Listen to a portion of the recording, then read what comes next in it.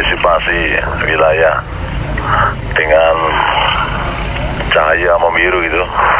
Demikian 94. Selamat beraktivitas, salam hormat. Beberapa tempat yang kita lihat tadi semuanya sudah siap ya untuk pungutan suara besok. Nah, kita lihat sudah siap dan panitia pemilihan juga sudah mengatur semua tempat yang diperlukan ya, termasuk bilik suara pencoblosan dan tempat saksi dan semuanya sudah oke. Sampai di tempat ini juga kita lihat sudah ready semua. Ya, alhamdulillah, mudah-mudahan besok dapat terlaksana dengan baik ya untuk Kota Banda Aceh. Kami dengan Forkopimda ada Pak Kapolres, ada Pak Ketua Dandim dan Pak Kajari juga. Ini untuk memantau terus beberapa kecamatan lagi. Ya, mudah-mudahan apa yang kita lihat ini dari 2 yang sudah kita lihat dan nanti kecamatan lainnya juga sama. Artinya sudah siap untuk pencoblosan besok hari. Ya, kita terus menghimbau ya dari beberapa pertemuan sebelumnya dan melalui kecil Pak Camat, kita menghimbau masyarakat ya, untuk menggunakan hak suaranya. Jadi ini adalah kesempatan 5 tahun sekali untuk dapat memanfaatkan momen ini untuk melakukan memberikan suaranya.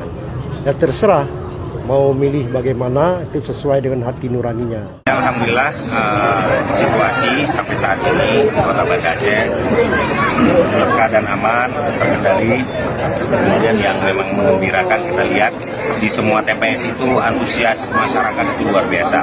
Ini alhamdulillah, mudah-mudahan tingkat partisipasi kita di tahun ini lebih tinggi dibandingkan 2019 yang lalu. Ya, mudah-mudahan masyarakat meyakini untuk berbondong-bondong ke TPS untuk menyalurkan suaranya, dan kami pastikan itu berlangsung dengan aman dan damai.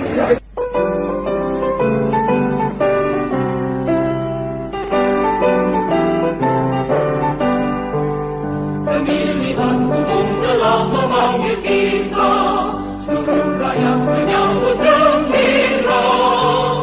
Demokrasi Pancasila, hikmah Indonesia merdeka.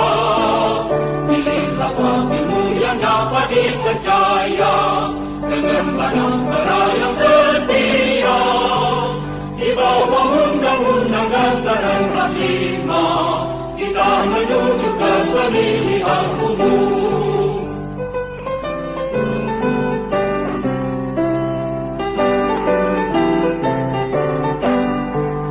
Pemilihan umum telah memanggil kita, seluruh rakyat menyambut gembira. Hak demokrasi Pancasila, hikmah Indonesia merdeka. Pilihlah wakilmu yang dapat dipercaya, dengan bara